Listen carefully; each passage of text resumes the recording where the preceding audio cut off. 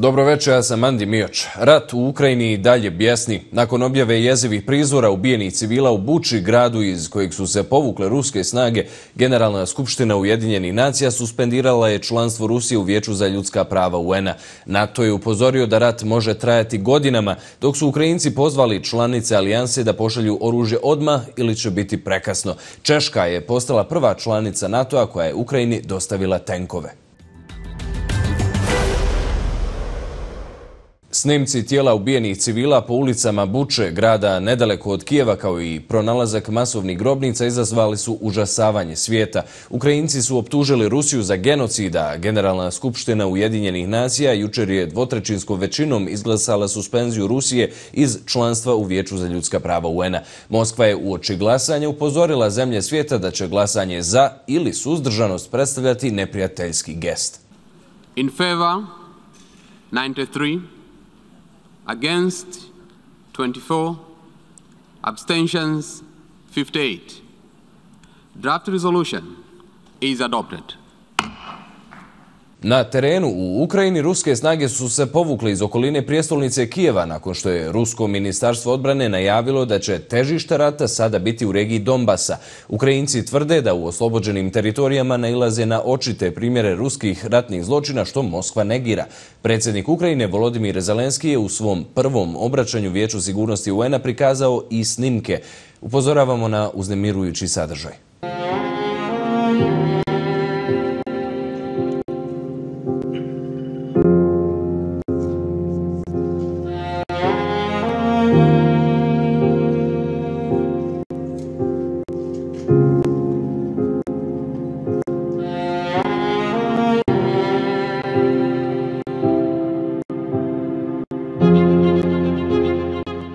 Njemačka obavještajna služba BND je, prema izvještaju koji je objavio Spiegel, presrela radiokomunikaciju ruskih vojnika koji navodno priznaju da su počinili zločine nad civilima u Buči.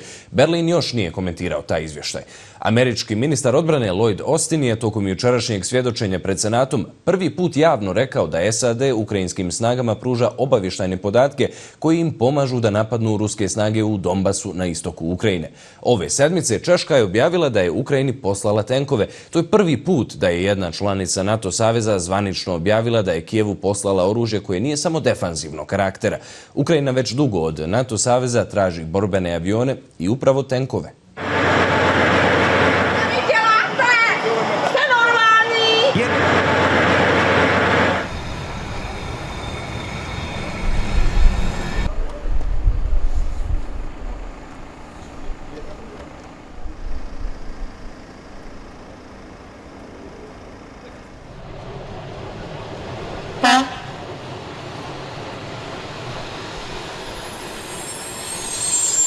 A o promjenama težišta rata, podršci saveznika, novoj fazi borbi na istoku i jugu Ukrajine u nastavku razgovaramo sa profesorom Instituta slavenskih studija i Nacionalnog instituta za strateške studije u Kijevu, Tarasom Žovtenkom. Dobro večer, Taras. Kakva je situacija u Ukrajini sada kada su ruske snage napustile centralne i sjeverne dijelove zemlje? Good evening, Andy. Thank you for your question. What we see now is a tactical pause, which is taken by Russian forces to retreat, to have some additional resources and manpower and weapon systems added to the initial force which was deployed to Ukraine and which was practically in 40 days of fighting, which was practically dismantled by Ukrainian defending forces. So right now they need to reinforce their units and to gather them on the eastern direction, because clearly what we see is that all the strategic initiatives which were pursued by Russian Federation until now, they all failed. So they failed to take over the country in 3 or 4 days as they boasted. They failed to capture the capital, the Kyiv city, and to hold a so-called victory parade there. They failed to even capture the whole Donetsk and Luhansk regions, which they also claimed to do as one of the objectives. And they clearly failed with all their other aims, such as so-called demilitarization, denazification of Ukraine, and so on.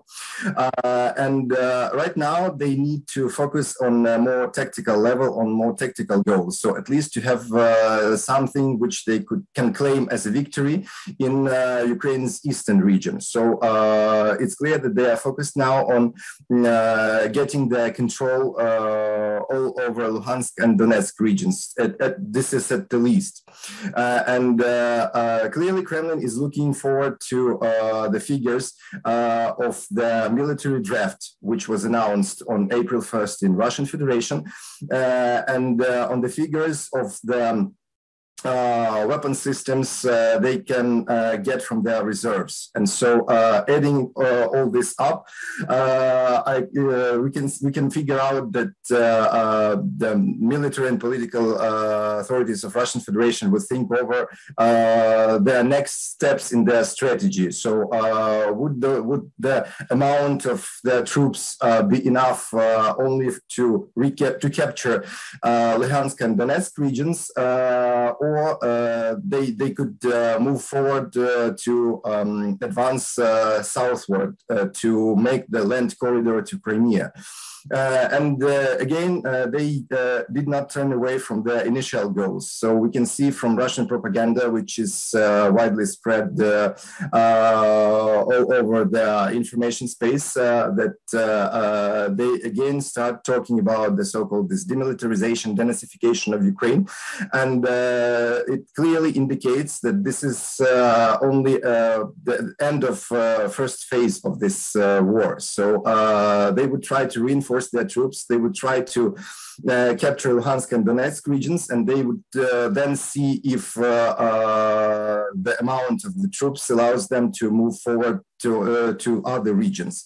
And as we can see from Russian propaganda, they are also aimed at achieving their initial goals to take control of the whole Ukraine.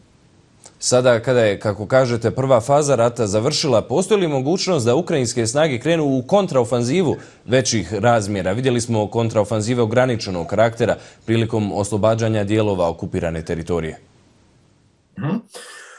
Ukrainian forces are doing miracles with the weapons they have, and here lies the core of the problem, because we were heavily supported by our Western allies, but only with defensive weapon systems.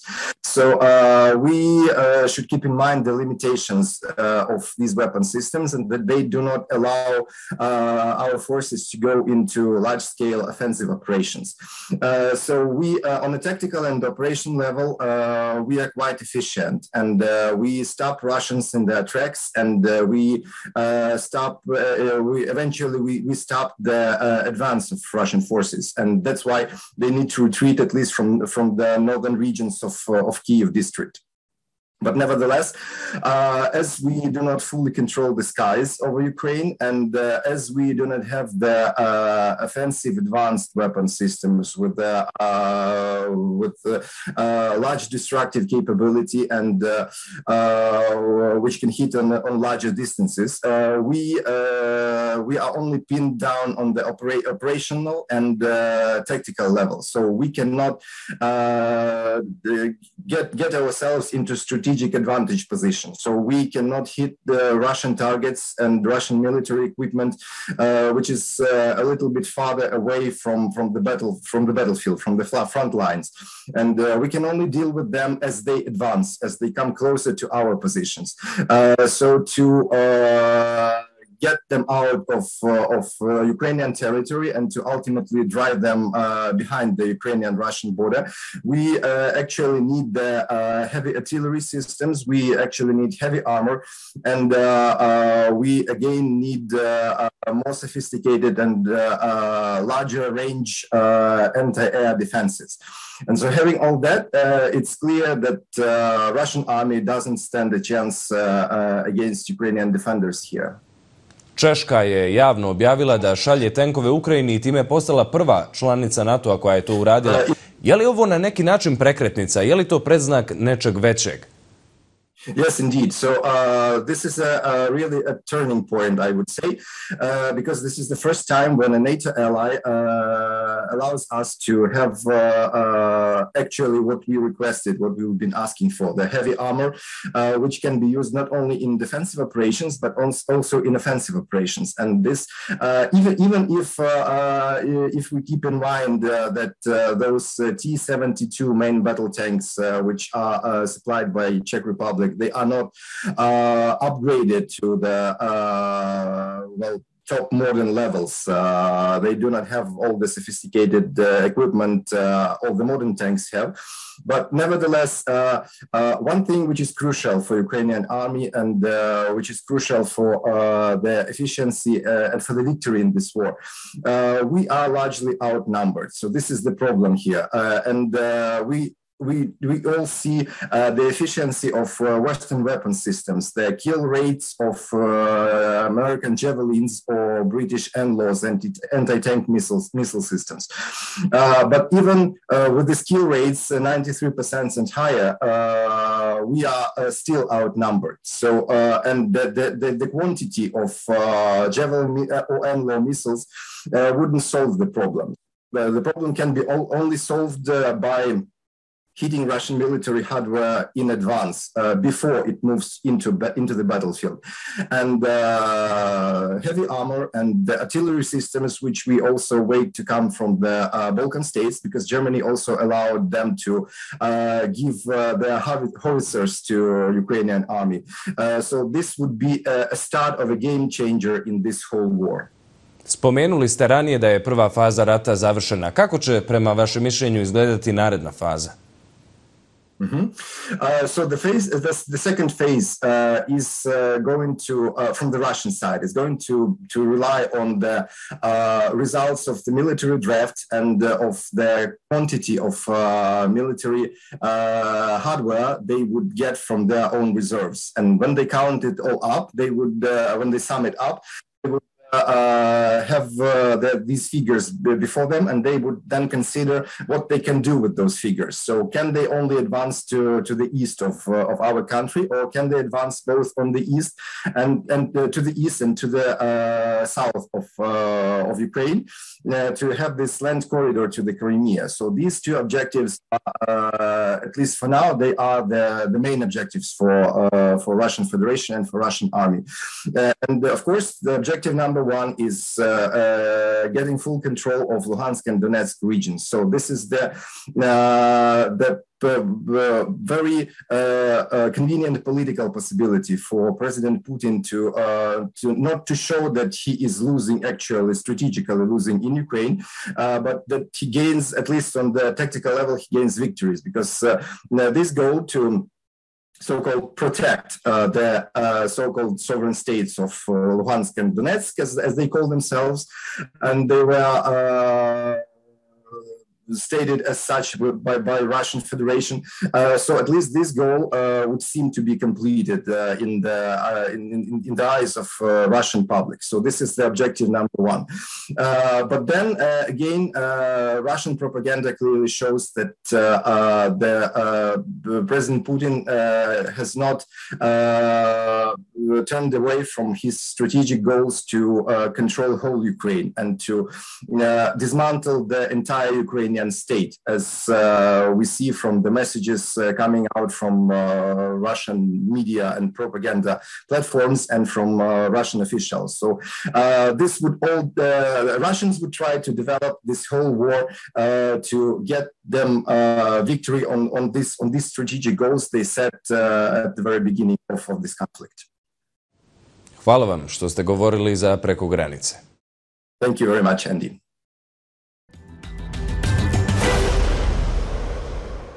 Ministri vanjskih poslova grupe G7 osudili su, kako su naveli, zvjerstva koje su počinile ruske snage u Ukrajini. Poručili su da će za to i odgovarati. Zemlje Evropske unije protjerale su desetine ruskih diplomata nakon objave snimaka iz Buče, a Moskva je upozorila na oštre reakcije. Iz litvanskog Viljnusa dolaze snimke umjetničkog protesta u kojem su jezerce pored ruske ambasade obojili u crveno i nazvali jezerom krvi. Litvanska olimpijska plivačica preplivala je jezero, a umjetnici iza projekta kažu da žele podržati Ukrajince koji se suočavaju sa genocidom Rusije.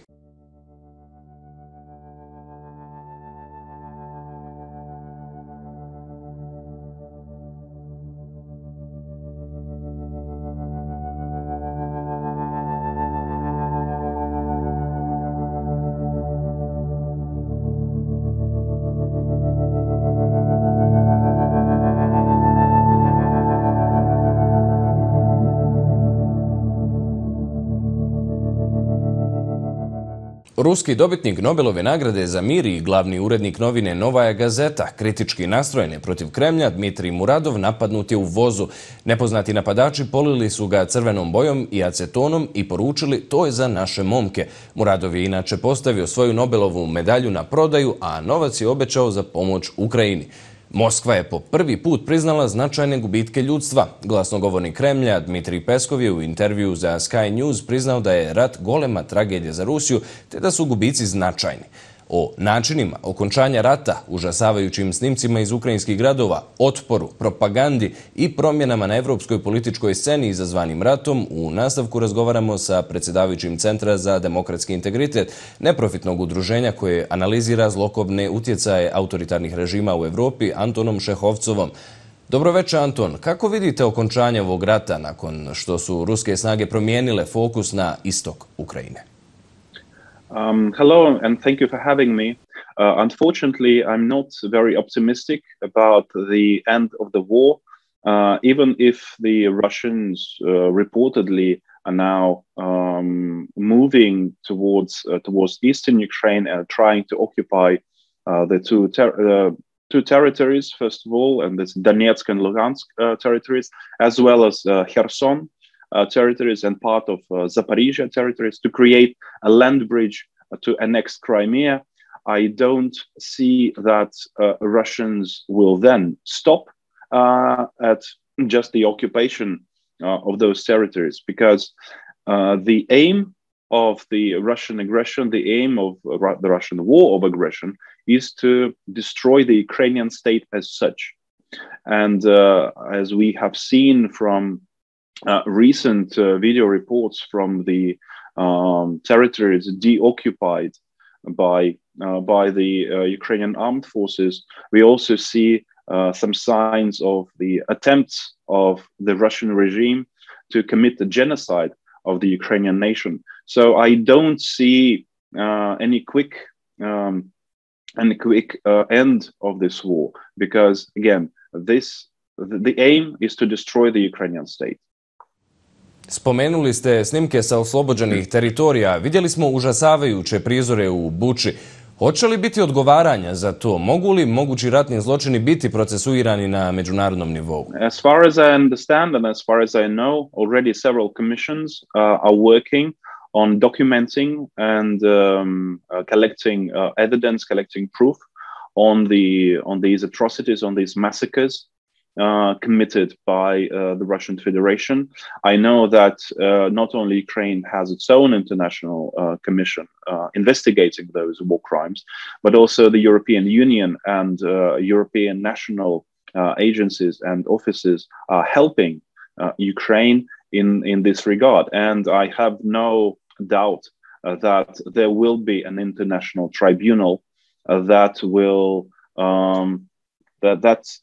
will make the Russian regime responsible for committing these war crimes. And I also hope that some of these war crimes will be identified as attempts at the genocide of Ukrainians. Kako komentirate tvrdnje Moskve da su ovi užasni prizori režirani? Čak su spomenuli i Srebrenicu, rekavši da su režiseri isti kao oni u Srebrenici.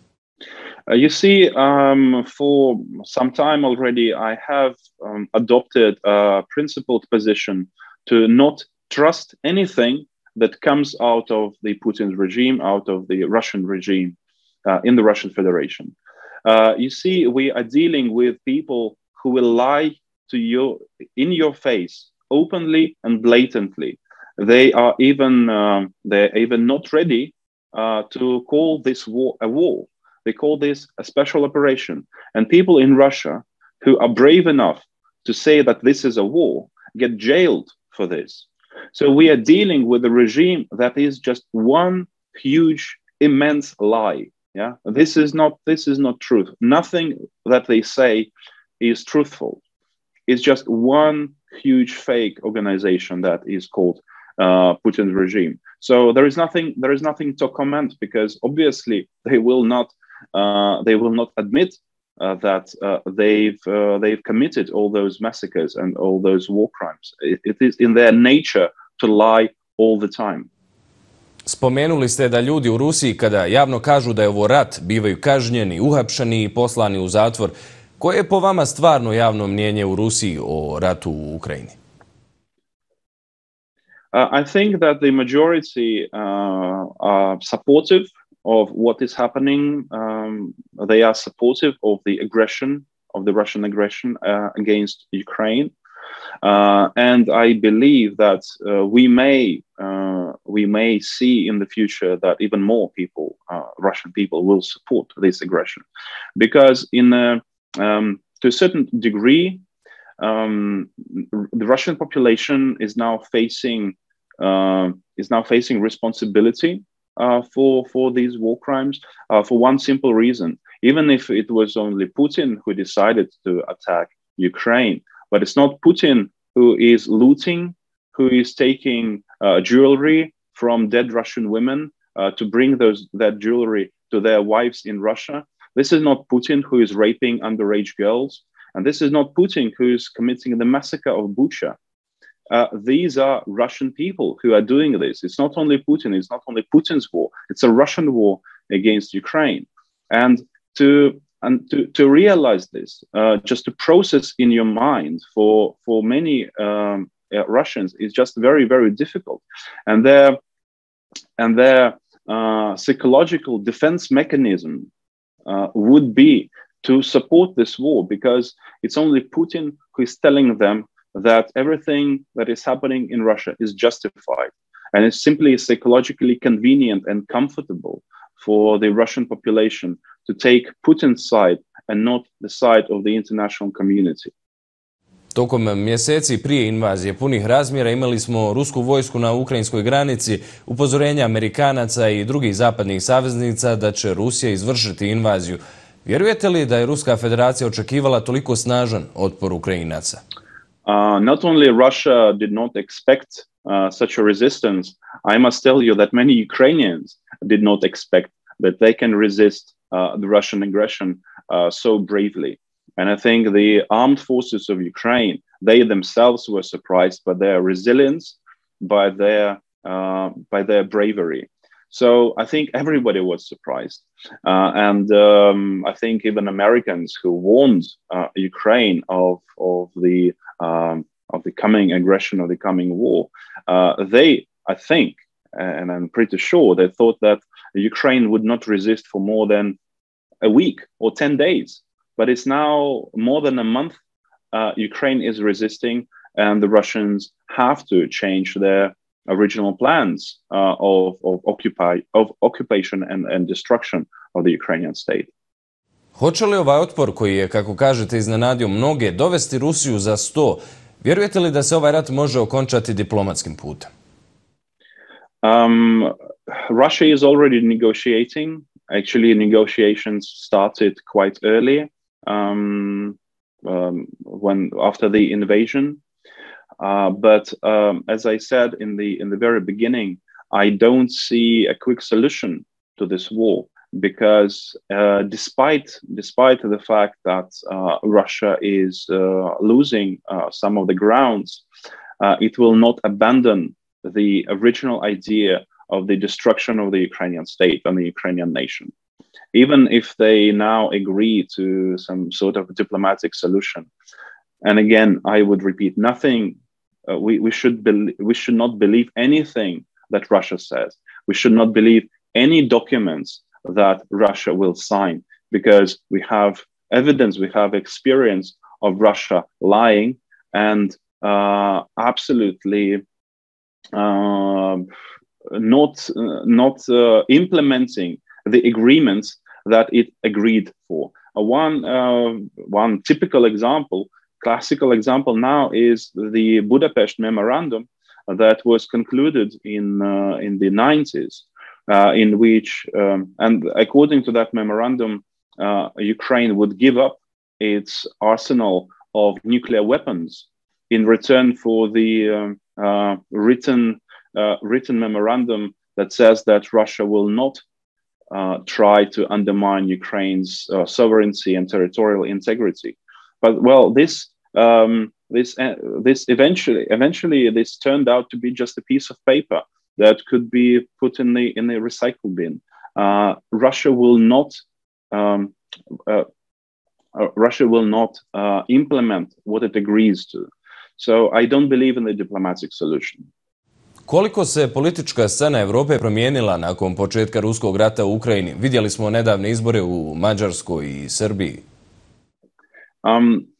Russia has now, because of its war of aggression against Ukraine, Russia has lost many of the friends that it had. Yes, Russia still has friends in Europe who, for one reason or another, supports the Russian Federation either openly or more discreetly. But we have also seen the consensus that was formed during the last month, and this consensus is about understanding, a clear realization that Russia is trying to destroy the Ukrainian state. And even some people who were skeptical about Russia's intentions are now fully on the same page with the mainstream thought that Russia's actions cannot be justified by anything. And even if we're talking about some of the, far-right sympathizers of Putin's regime, we see that Russia lost friends even there.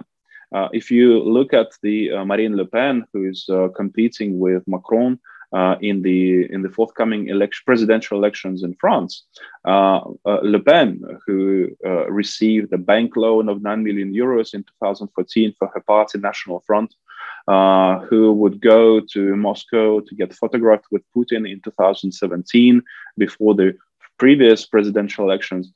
We now see that even Le Pen unambiguously condemned the Russian aggression against Ukraine.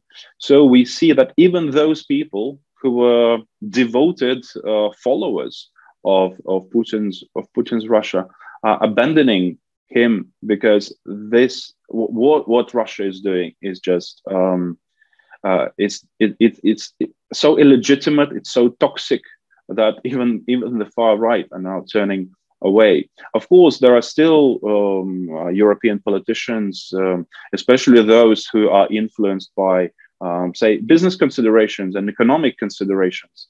They are not as straightforward in resisting Russia, but I believe that the trend will not be turned, and the consensus about the unacceptability of Russia's actions, this consensus will not go away.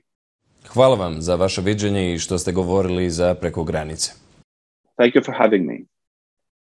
To je sve o centralnoj temi, sada je vrijeme za neke drugačije novosti.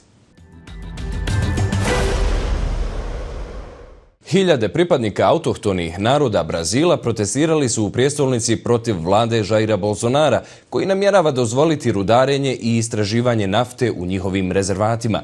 Protest je održan u okviru kampa Slobodna zemlja.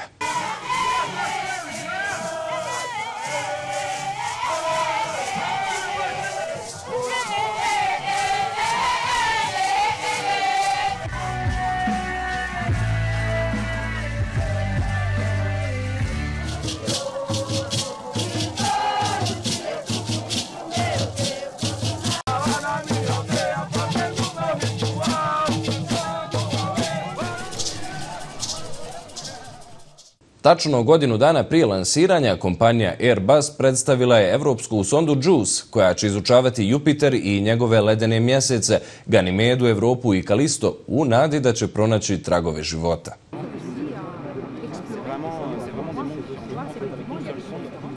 Aussi toute la protection thermique, donc les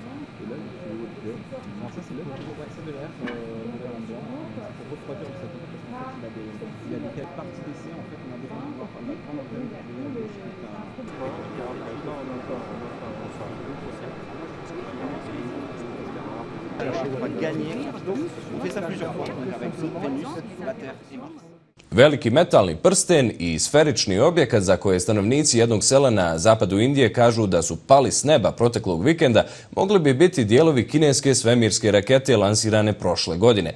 Srećom, prilikom pada svemirskog otpada nije bilo povrijeđenih ni štete. Tama मदद न करियो पवन पर किती लांब असेल का यांनी सांगलं पवन पर वरून डायमेन्शन चेंज होऊन गेली खालचा पडलेला. To je sve za ovo izdanje Preko granice. Hvala vam za pažnju i doviđenja.